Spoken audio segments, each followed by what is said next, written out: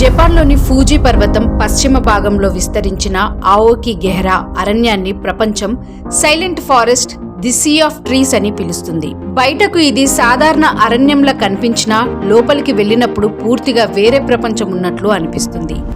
ఆఓకి గెహ్రా ఎంత నిశ్శబ్దంగా ఉంటుందంటే గాలి చప్పుళ్ళు వినిపించవు, పక్షుల శబ్దం అరుదు, అడుగుల ప్రతిధ్వనులు కూడా మాయమవుతాయి. అడవిలో అంతగా సాంద్రంగా ఉన్న చెట్లు బయట శబ్దాలు లోపలికి రావు. అదే ఈ అడవిని భయంకరంగా, రహస్యంగా చూపించే ప్రధాన కారణం. ఆఓకి గెహ్రా అడవిలో చాలా మంది దారి తప్పిపోతారు. కారణం మ్యాగ్నెటిక్ రాళ్ళు, వాటినే లావా రాళ్ళు అని కూడా అంటారు. పూర్వం ఫూజీ పర్వతం నుంచి వచ్చిన లావా ఈ ప్రాంతాన్ని కప్పేసింది. ఆ లావాలో ఉండే ఇనుము కారణంగా క్యాంపస్ దారిని తప్పుగా చూపుతుంది. అందుకే ఈ అడవిని దారి తప్పించే అరణ్యం అని కూడా అంటారు.